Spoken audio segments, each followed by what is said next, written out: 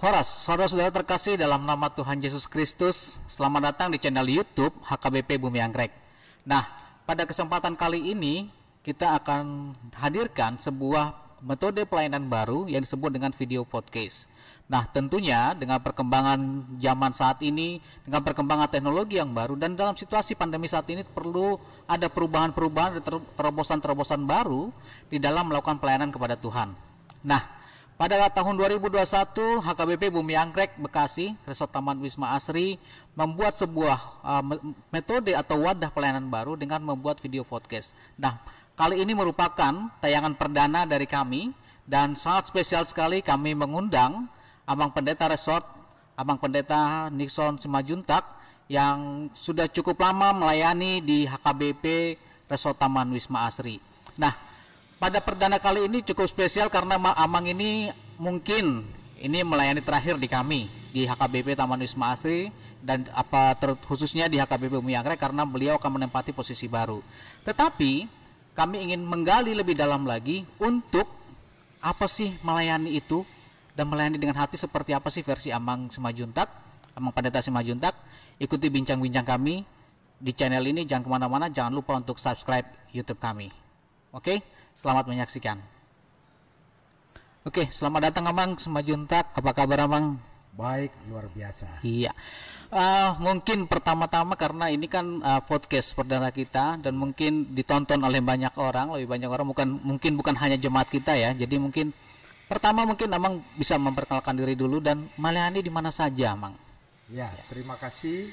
Saya Pendeta Nixon Simajuntak, dan Ibu pendeta juga, Pendeta Ritar Buru Simarangkir, dikaruniai Tuhan 4 orang anak, yang 2 perempuan dan 2 laki-laki. Ya, saya sudah melayani selama 24 tahun. Tepatnya 22 tahun sesudah menerima tahbisan pendeta, 2 tahun masa praktek. Saya melayani sudah beberapa kali di berbagai tempat dan berbagai gereja. Yang pertama sekali saya melayani di HKBP Rantau Perapat Kota. Yang kedua saya melayani di Kisaran Kota. Dari sana saya pindah ke HKBP Melabuh, Aceh Barat. Oh, Melabuh ya? Iya, di Aceh Barat. Iya. Menarik sekali Melabuh. Dulu pernah bencana kan di situ Amang ya? Iya, sebelum bencana. Oh iya. Oke. Baru dari Melabuh saya pindah ke HKBP Pasar Minggu, tepatnya di HKBP Ciganjur. Dari sana saya pindah lagi pelayanan ke HKBP Kelapa Gading, Jakarta Utara. Kemudian pindah lagi ke HKBP Jalan Kedongdong, Surabaya. Dari sana saya pindah ke HKBP Martubung, Medan Utara, dekat dengan Belawan. Baru dari sana, tepatnya tahun 2013, saya memulai pelayanan di gereja HKBP Taman Wisma Asri, yang Bumi Anggrek termasuk satu cabang pelayanannya. Iya, demikian betul. Pelayanan saya. Iya. Oke Amang, terima kasih. Ini jadi sudah cukup banyak, sudah banyak tempat, cukup lama, 24 tahun, 22 tahun lah tepatnya. Jadi saya mulai dari satu pertanyaan Amang. Iya. Dari berbagai tempat yang Amang kunjungin, ada gereja banyak nih. Iya. Ya, jika seandainya dipilih Amang memilih kembali lagi kemana, gereja mana Amang? Ya, kalau saya memilih kembali lagi, tentu akan saya bilang kembali ke HKBP Bumi Anggrek, karena kita melakukan kegiatan ini. Tapi sebenarnya dari semua pengalaman pelayanan saya sangat terkesan dengan gereja HKBP Melabuh. Oh iya. Karena di situ adalah satu gereja pos sebenarnya, tapi pos ini punya pos lagi. Jadi gereja pos ada 9 pos lagi, dan daerah pelayanannya juga cukup jauh-jauh. Tapi saya merasakan sambutan hangat sekali dari seluruh jemaat setiap saya hadir di berbagai tempat. Bahkan bukan waktu-waktu jadwal pelayanan, ketika saya hadir selalu ada percakapan, kemudian ada persekutuan, dan ada ibadah. memuji memuliakan Tuhan. Jadi saya sangat terkesan sekali dalam pelayanan di daerah Melabu, kota sebenarnya Melabu, tapi cabang-cabang pelayanannya itu desa-desa kecil yang jemaatnya ada yang 10, 15, 12 kakak seperti itu. Jadi mereka sangat membutuhkan kehadiran pelayan untuk menjaga pertumbuhan iman mereka dan menjaga kesegaran iman mereka. Jadi saya merasakan perbedaan yang sangat-sangat saya terus kenang, karena berbeda dengan pelayanan di kota-kota yang sebenarnya pelayannya sudah cukup banyak dan mudah untuk mendapatkan akses pelayanan. Demikian. Iya. Ini kita berbicara tema kita kan melayani dengan hati, Amang ya. Jadi ini berarti Amang udah punya pengalaman yang cukup banyak juga nih di daerah itu, ada ya, udah cukup lama juga di Melabo. Ini kan satu pengalaman yang kalau cerita Amang tadi kan jauh, mungkin jemaatnya sedikit ya, Amang ya. Nah, Sedikit. menurut Amang melayani itu sebenarnya versinya Amang seperti apa sih, Amang? Ya, kalau kita berbicara melayani, sebenarnya melayani itu adalah ekspresi dari iman kepercayaan kita. Jadi melayani itu adalah satu keharusan, bukan hanya kepada saya seperti pendeta dan Amang Sintua, tapi untuk seluruh jemaat Kristen mempunyai tugas panggilan untuk melayani. Jadi pelayanan itu adalah suatu perbuatan yang nyata, yang bisa dirasakan orang, bisa dilihat orang, dan bisa mengubah seseorang karena kita menyatakan iman kepercayaan kita, atau lebih tepatnya menyatakan siapa yang kita sembah. Kalau saya melayani berarti saya menyatakan Yesus Kristus dalam berbagai kehidupan dan dalam berbagai sisi-sisi kegiatan manusia. Iya, itu luar biasa, Amang. Coba itu kendalanya, Amang. Kadang-kadang kenapa sih orang susah diajak untuk melayani ya, Amang ya? Padahal itu kan panggilan iman seperti Amang sampaikan tadi ya. Iya, iya.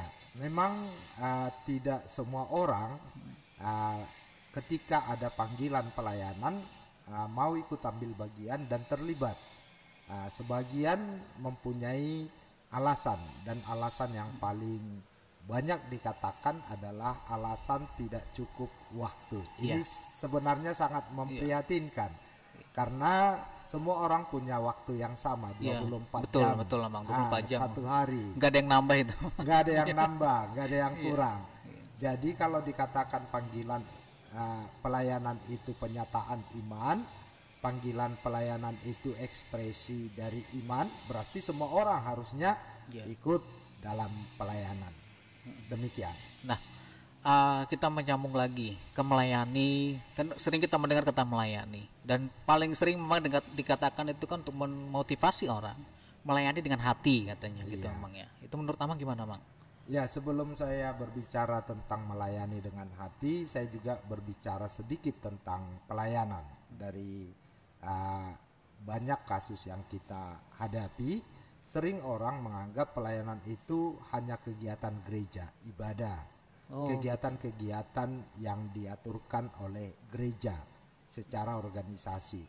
Padahal sesungguhnya pelayanan tidak sesempit itu. Pelayanan itu luas, bersifat global dan holistik, menyentuh seluruh sisi kehidupan, dan juga menjadi satu solusi bagi semua orang yang menerimanya. Jadi kalau kita melayani, kita melakukan sesuatu, kita memberi sesuatu, dan sesuatu itu adalah penyataan dari iman kita, berarti sesuatu itu adalah Tuhan kita. Itu yang pertama. Jadi jangan dianggap pelayanan itu hanya yang bersifat ibadah. Ya, jadi tidak hanya core, tidak hanya jadi song leader atau yang lain ya, Mang ya. Memimpin ibadah, tim musik. Nah, itu selama ini kan orang memahaminya kan hanya itu pelayanan tuh. Tapi ternyata holistik ya, Mang ya. Nah, misalkan holistik seperti apa, Mang? Bisa menyangkut seluruh kehidupan. Jadi termasuk dalam bidang sosial, termasuk dalam bidang ekonomi, termasuk dalam bidang budaya, termasuk dalam bidang politik ya. Secara keseluruhan dari kehidupan manusia, harus disentuh oleh pelayanan, karena memang kedatangan Yesus menjadi Tuhan untuk semua ciptaan. Jadi tidak dibagi-bagi, tidak terkelompok-kelompok. Iya, luar biasa ini. Iya. Ini baru pemahaman baru nih. Karena selama ini kita hanya mendengar pelayanan itu hanya di gereja. Ternyata sampai politik juga ya, bisa Amang. Jadi seluruh holistik, menyeluruh dalam sisi kehidupan. Nah, peran kita dalam melayani itu kan berarti tidak dibatasi sebenarnya, Bang ya. Tidak terbatas. Oke, jadi kita bisa ambil semua bagian dalam kehidupan masyarakat. Iya. Jadi karena itu kalau disebut melayani dengan hati, ya saya mengangkat dari satu teks firman Tuhan, pernyataan Paulus dalam Kisah Rasul 20 ayat 19. Bagian yang pertama disebutkan, dengan segala kerendahan hati aku melayani Tuhan. Jadi melayani dengan hati berarti melayani dengan sungguh-sungguh. Melayani dengan hati berarti melayani dengan tulus. Melayani dengan hati berarti melayani tanpa pamrih. Jadi kita melayani bukan karena maksud sesuatu kita dapat, tidak untuk maksud tertentu, tapi kita melayani dengan sungguh-sungguh supaya sebanyak mungkin orang bisa merasakan kasih Tuhan Yesus yang menjadi solusi yang berdampak menyelesaikan semua persoalan dalam kehidupan ini. Tapi jangan disalahartikan, melayani dengan hati jangan dianggap sebagai suatu perasaan. Jadi karena hati kalau istilah zaman sekarang baper. Jangan menjadi pelayanan yang hanya di mulut. Betul. Dalam pernyataan, karena banyak kita dengarkan seseorang menyebut dia melayani Tuhan. Jadi melayani Tuhan itu pasti membawa dampak. Orang yang mendapatkan pelayanan akan merasakan sesuatu yang berguna dalam hidupnya. Karena itu pelayanan dengan hati ini harus kita lihat juga dalam tindakan yang nyata. Jadi itu juga intinya, pelayanan dengan hati bukan hanya sesuatu pernyataan yang bisa didengar orang, tapi pelayanan dengan hati berarti sesuatu pelayanan yang bisa dirasakan orang. Demikian. Iya, luar biasa, Bang. Ini mungkin nanti yang menonton ini video podcast ini mungkin nambah pengetahuannya ya. Ternyata melayani itu holistik dulu. Jadi tidak hanya sebatas gereja ya, Bang ya. Nah, mungkin saya sedikit pertanyaannya diskupkan lebih kecil. Sekarang ini kan situasi pandemi ya, Bang ya. Pandemi, banyak gereja yang terpaksa dia tidak bisa beraktivitas memberikan pelayanan seperti biasa. Mungkin kalau kita di HKBP pada pertandingan tidak bisa, segala macamnya. Nah, menurut Amang nih kira-kira seperti apa pelayanan seperti apa nih yang dibutuhkan jemaat kita untuk di masa pandemi saat ini sehingga iman mereka bertumbuh dalam situasi saat ini, Amang? Iya, terima kasih. Kita memang harus hidup dalam kehidupan new normal, yang normal baru, termasuk dalam pelayanan. Di masa pandemi COVID-19 kita tidak bisa pungkiri bahwa banyak orang yang menjadi khawatir karena sampai saat ini belum ada penyelesaian yang kita anggap akurat terukur.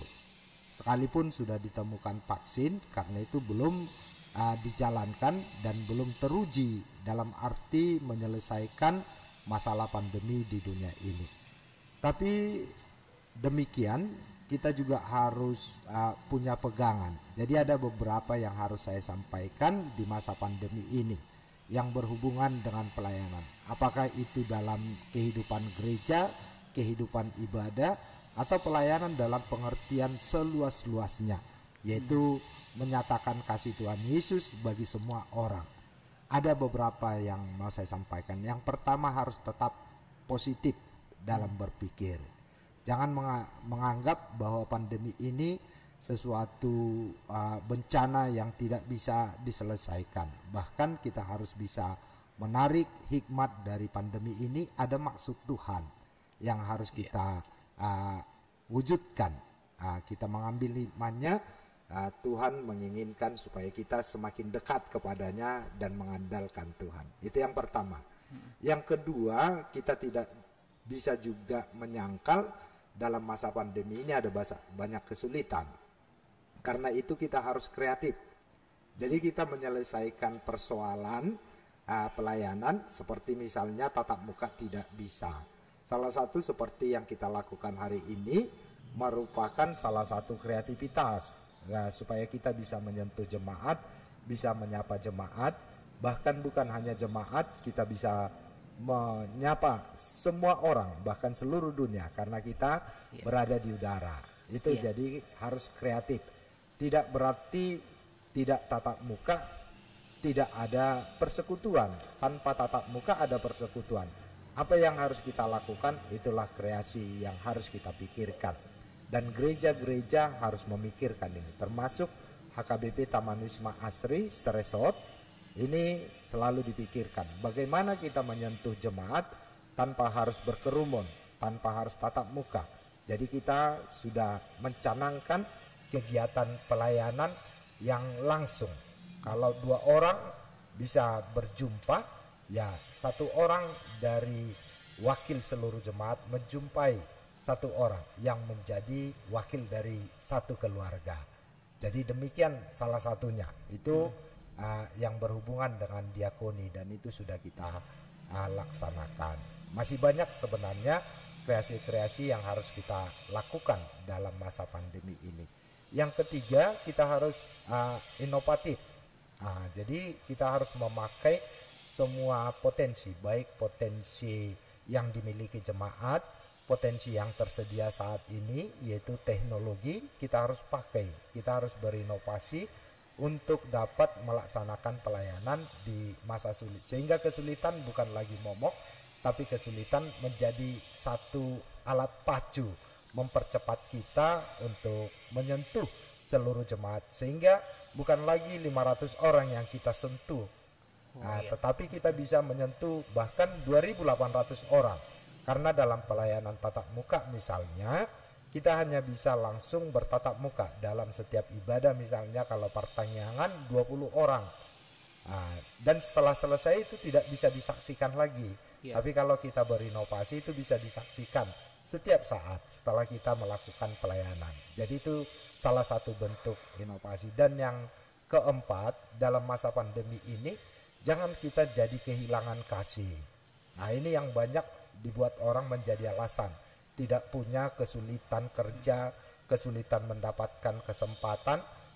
Kita harus melihat ini sebagai ujian, sehingga pandemi ini harus kita buat menjadi alat menyatakan kasih yang tulus, yang kita terima, yang diberikan Tuhan Yesus, sehingga orang lain juga bisa merasakannya bahkan di masa pandemi. Iya, ini luar biasa sekali. Tadi saya nangkap tuh ada tuh, berarti kita harus positif, kreatif, inovatif, dan tetap kasih. Kasih itu tadi itu. Ya ini mungkin yang harus dipahami ya, Mang ya. Jadi dalam situasi pandemi, karena sekarang ini banyak jemaat kita ya hopeless lah istilahnya kan. Aduh pandemi, alasannya dibuat-buat pandemi. Sebenarnya meskipun tidak ada kaitan dengan pandemi, pandemi gara-gara pandemi ini saya nggak ke gereja gara-gara pandemi, padahal sebenarnya dia ke pasar ya kayak itu ya itu. Jadi benar, gitu. Nah pelayanannya Amang, jadi apa sih yang tadi tuh menarik juga Amang, itu programnya. Jadi satu orang melayani berkunjung ya Mang ya. Iya, berkunjung. Nah, berkunjung mungkin ke dua orang terdekatnya ya Mang, yang paling dekat lah. Jadi sehingga lebih safety ya, lebih safety. Nah, itu bagaimana cara menggugah jemaat seperti itu Mang? Karena sekarang kan banyak alasannya Mang, nggak mau dia ke tetangganya karena ya ini masa pandemi, saya takut segala macam Mang. Apa sih Mang, bagaimana menggugah jemaat supaya bisa melakukan itu Mang? Iya, itu yang saya katakan tadi. Tidak ada satupun kejadian yang terjadi di dunia ini tanpa seizin Tuhan. Kalau Tuhan mengizinkan ini menjadi ujian bagi kita. Seperti di sekolah, ketika dia menyelesaikan ujiannya, baru dia naik kelas. Demikian juga seorang mahasiswa menyelesaikan ujiannya, baru dia menyelesaikan studinya. Sama seperti kita, kalau kita menyelesaikan ujian kita, maka kita naik tingkat. Jadi kasih, itulah yang menjadi kata kuncinya. Kalau kita benar-benar menunjukkan kasih di masa pandemi ini, tentu dampaknya juga akan berkali lipat. Dalam masa biasa, kalau kita bertatap muka dengan orang datang berkunjung itu biasa. Karena tidak ada yang perlu kita hiraukan dan tidak perlu ada kita khawatirkan. Tapi dalam masa kekhawatiran ketika kita datang menyapa orang itu 2 kali lipat risiko yang harus kita tanggung, dan itu adalah bentuk kasih yang 2 kali lipat. Tuhan berkata setiap kasih yang kita nyatakan tidak pernah tidak diperhitungkan oleh Tuhan. Jadi karena itulah kita harus menggugah, tidak boleh, pandemi tidak boleh menjadi alasan. Sekalipun kita tetap menjaga protokol kesehatan, tidak ada salahnya kalau gereja mengutus 1 orang, itu adalah gereja. Yang datang berkunjung kepada 1 orang itu adalah keluarga. Dan di samping itu dalam masa-masa pandemi ini kita biasa membuat tulisan seperti kartu, kartu ucapan. Jadi atas nama gereja kami berdoa untuk keluarga sehingga diberi kesembuhan. Salam dari seluruh jemaat atas nama pendeta. Jadi kita kreatif lah untuk bisa menyapa mereka, dan jemaat mengakui sangat senang sekali mendapatkan sapaan dari gereja seperti itu. Ya, ini luar biasa. Mungkin nanti ini bisa kita contoh ya, Amang, ya, untuk melakukan pelayanan. Itu pelayanan yang sangat kreatif. Jadi mungkin nanti bisa jadi contoh buat tempat-tempat kita yang lain. Ya, Amang, ini sangat menarik berbincang dengan Amang. Cuma mungkin lain kali kita juga bisa undang Amang ya. Karena Amang ini nanti akan pindah dari HKBP Resort Taman Wisma Asri ke tempat yang baru. Jadi mungkin nanti kita undang juga Amang supaya kita bisa mendapatkan ilmu. Hari ini saya mendapatkan banyak ilmu dari Amang nih, terus terang nih. Jadi oke, jadi mungkin bukan pertanyaan, tapi mungkin apakah ada pesan untuk jemaat HKBP Taman Wisma Asri, dan khususnya nih kita yang di HKBP Bumi Anggrek, Amang. Karena mungkin Amang sudah tahu persis lah bagaimana Bumi Anggrek. Iya, silakan Amang. Ya, terima kasih. Saya akan menyampaikan beberapa pesan. Karena ini tidak bisa juga dilepaskan, pelayanan itu di gereja HKBP itu dipercayakan kepada yang namanya parhalado. Jadi kata majelis sebenarnya kurang tepat, tapi parhalado, penjaga jiwa. Jadi ada tohonan yang kita terima, kita perhatikanlah itu untuk parhalado ya, diperhatikanlah tohonannya. Ini untuk parhalado semua ya, Mang ya. Semua parhalado dulu, semua sintua. Termasuk menjadi kata pesan terakhir sebagai pendeta resort Taman Wisma Asri bagi saya ini. Jadi ada 6 itu. Yang pertama harus memperhatikan jemaat. Kalau ada kesalahannya ditegur dan kemudian diperbaiki. Yang kedua harus mau melihat orang sakit, harus mau mendorong orang untuk mencapai yang terbaik melalui pendidikan, harus mau memberi waktu untuk menghibur orang, dan juga harus mau menjadi orang yang memberitakan firman Tuhan. Jadi parhalado harus memberitakan firman Tuhan, baik secara formal maupun informal. Informal artinya dari sikapnya, perbuatannya, dan hidupnya. Dan juga parhalado menjadi bagian yang ikut memikirkan, menyelesaikan hal-hal yang diperlukan untuk pelayanan. Itu untuk parhalado ya.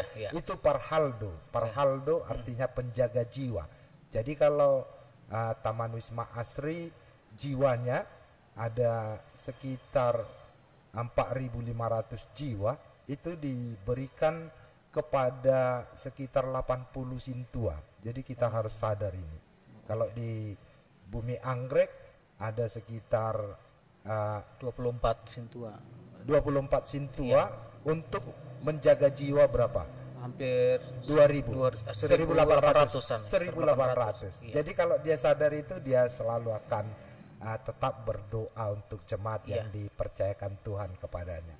Kepada seluruh jemaat, pada kesempatan ini saya juga menyatakan rasa syukur saya punya kesempatan untuk bersama-sama melayani, karena inilah sesungguhnya pelayanan itu harus bersifat kolektif, tidak pribadi, bersama-sama. Jadi tidak cukup hanya kami pendeta, hanya kami sintua, tapi harus seluruh jemaat ikut dalam pelayanan.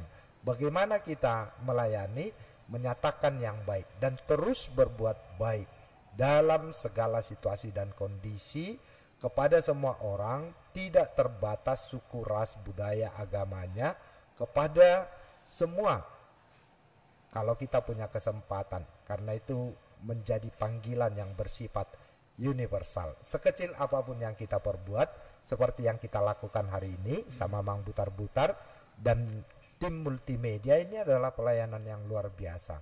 Kalau ini ditonton 100, 200, 500 orang, maka mereka mempunyai satu pemikiran yang baru bagaimana kita melayani. Jadi tim multimedia sudah melakukan pelayanan yang baik dengan memakai kemampuan mereka membantu sehingga kita bisa siaran pada siang hari ini. Iya, terima kasih banyak Amang, luar biasa. Ini juga menjadi motivasi bagi kita juga, bagi jemaat, bagi tim multimedia maupun pelayanan-pelayanan lain ya Mang ya, Iya. di HKBP Bumi Anggrek, dengan apa yang Amang sharingkan ini sebagai motivasi baru. Di tengah tantangan yang cukup besar sebenarnya dalam pelayanan kami, semoga ini menjadi tantangan baru. Kami mengucapkan juga selamat bertugas di tempat yang baru Amang. Jangan lupa KWP Bumi Anggrek, KWP Resort Taman Wisma Asri juga. Dan mudah-mudahan nanti di lain waktu kita punya kesempatan lagi untuk berbincang kembali melalui live streaming kita atau melalui podcast kita nanti ya Bang ya. Tapi saya juga mau minta waktu 1 menit. Silahkan Bang, kasih bebas. Ya, terima kasih ya. Iya. Saya mau mengucapkan terima kasih yang tulus dengan segala kerendahan hati kepada semua pelayan di HKBP Resort Taman Wisma Asri, HKBP Taman Wisma Asri, Bumi Anggrek, dan Graha Prima. Semua Sintua, semua pengurus seksi, semua tim seperti multimedia, tim musik, dan juga panitia-panitia.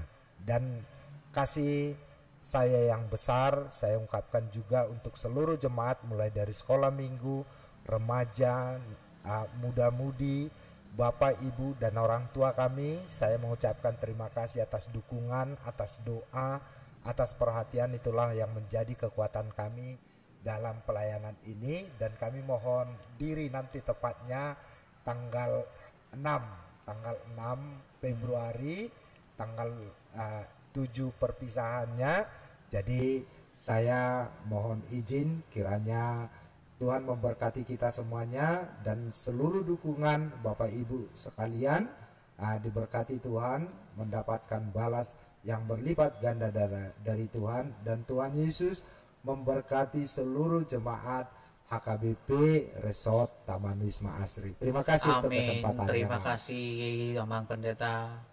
Baik saudara, demikian podcast kita pada kesempatan hari ini, episode perdana dengan menghadirkan Amang Pendeta Ensima Juntak yang saat lagi akan masuk tempat wilayah baru, pelayanan baru, dan mudah-mudahan apa yang disampaikan menjadi sebuah berkat baru bagi kita semua. Jangan lupa untuk nextnya, untuk selanjutnya kita akan hadir kembali dengan tema-tema yang menarik lagi, dengan yang kita ajak adalah pelayan-pelayan Tuhan untuk melayani, dan ini adalah pembuka. Dan mudah-mudahan nanti kita bisa melanjutkan ini, memberikan sebuah pelayanan baru seperti yang disampaikan Amang Pendeta tadi, dan mudah-mudahan menjadi berkat. Sampai jumpa, salam dari hati, Horas.